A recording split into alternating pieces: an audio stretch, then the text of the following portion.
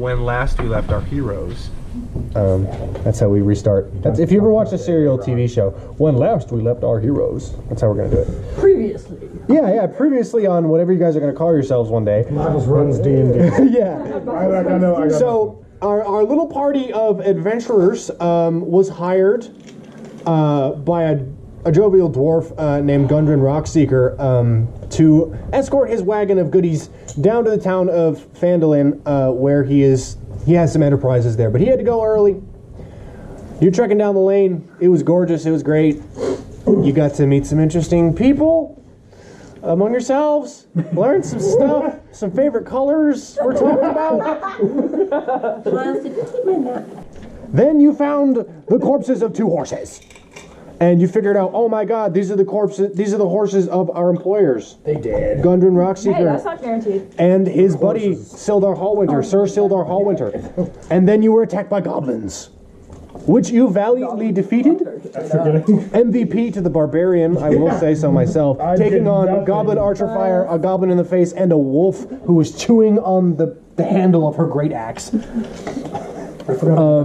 Although some serious heroics by our magic wielders and our brave but somehow befuddled rogue. When I hit hard. But he did get his revenge upon tracking the goblins. And He's just trying to stick with it. it was like a 22 points of damage on it. He's just trying to get the full system. So, and then you tracked one of the goblins who fled through the woods.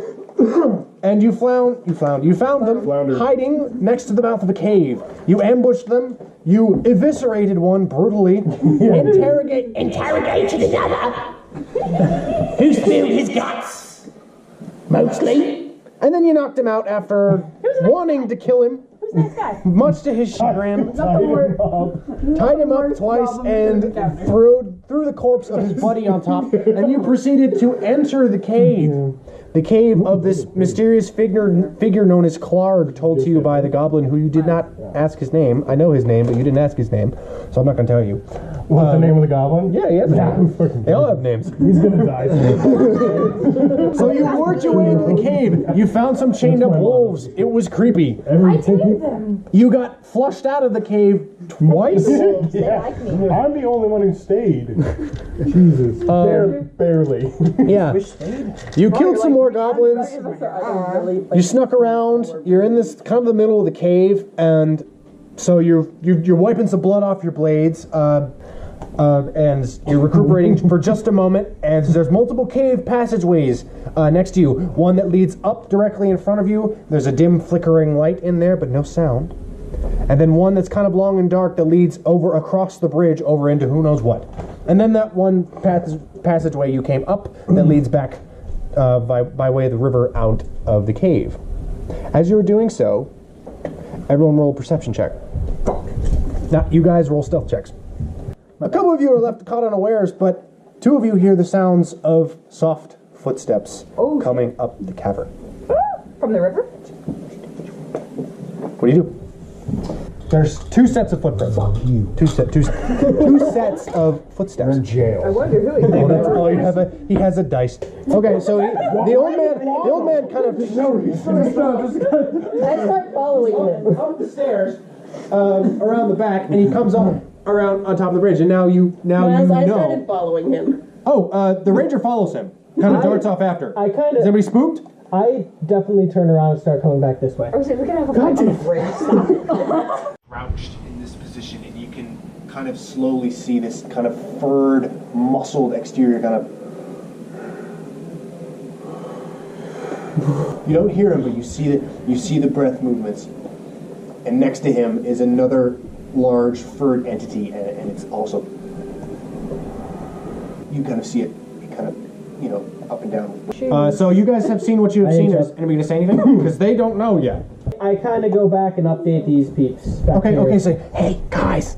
You say, whatever you say. There's 2 breathing furry things in the darkness. They look menacing. I quizzically look at him like, what? Where did they pick go up this listen. Everybody roll initiative. Is that still a D8? You're gonna fight. Roll initiative. Let's go.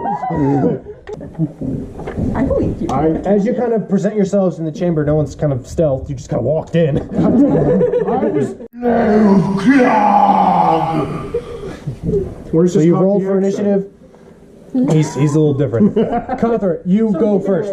So you take your bonus action to rage. So Kothra, immediately seeing her enemies, the rage dice. her ancestral goblinoid enemies, she hefts up her huge great axe and goes, Let's go! barrels into the room, seeing the first goblin slightly poking his head out from behind a stalagmite. And she barrels at him and swings her great axe. Roll an attack. Oh, that She feels swings so much hard, better. and her axe whacks into the stalagmite right next above the goblin's head. Wait, above his head? The stalagmite Is it on the ceiling or on the ground? It's a stalactite. It's a pillar. It's a pillar. Because stalagmites, mites are on the ground. It's a pillar, so it's kind of low. So she smashes into the rock, sending rock chips everywhere, wrenches it free. Next is Chen.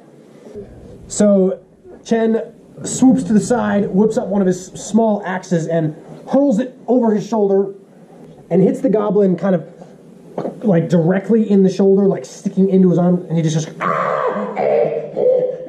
looks to Klarg kind of expectantly, like, dude, this guy just threw an axe at me, and his arm's kind of like hanging there limp, with his axe still hanging out of it.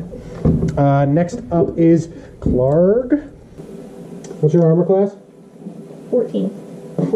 He swings at you and misses. Klarg, this big kind of lumbering brute, just lumbers across the room and takes this huge, like, looks like a giant leg of a chair with huge spikes at the top, and takes it in two hands and hurls it kind of upward, and Kothra just kind of goes, and it goes right up past her head. So the goblin tries to come at you, but trips over the over the pillar in the process, and kind of ends up like, he's kind of like waving his sword at you, even though he knows he's missed. He's hugging onto the stalagmite that he's now tripped over. All 3 of us? Now the second goblin is going to take its turn. It's going to take a shot at you, who just threw an axe at it. It takes its short bow, rears up, and he fires an arrow. It looses. It just kind of hits the rock behind you. This is your moment, Sam. You run up to him, and he, having just swung and missed, Kothra is now snarling at her, looking straight down into her eyes, both of them kind of raging at each other. This is sheer force of just... And then I run up. And you just run up to him and just go... Roll for damage. And you just take your sword kind of underhand, you kind of double palm it, and just go... and shove it straight into his thigh. You can feel it hit bone as it sinks really deep. Just remember your next I now have a sword sticking. It's like that scene from in Ace Ventura where he's got the arrow. As all this is happening, Lita has been quietly shuffling up from the back where she was initially, and she clutches her holy symbol of her halfling deity and throws her mace forward, and all of a sudden, from various points in the room, all these little sparks of light emerge and just go as these like beams of flame shoot at Klarg from all over the room, and he just goes as you see like these nasty burn marks just erupting all over his skin as Lita's sacred flame spell takes hold, and he takes 7 points of radiant damage, I think. Yep. Doesn't really matter, is he? Okay, so he's looking pretty effing rough. Yay. Little Zuli, again, much like Lita, sneaks her way up and casts 3 bright lights of like tiny little magical arrows zing across the chamber, and 2 of them hit the wolf right in the face. You see kind of this crackling lightning energy kind of ripple across his form, and you see he takes 5 points of force damage. So I go at his other femur with a kind of downward kind of using a short sword, but with one hand, just cut. Yeah, just right into the femur. Yeah. So he falls to his knees, and then I take both short swords. Just decapitation. And his head is still attached by like his thick muscle in the back. Yeah, it's just like it's floppy. It is floppy and slappy and spurty. Have this Klarg.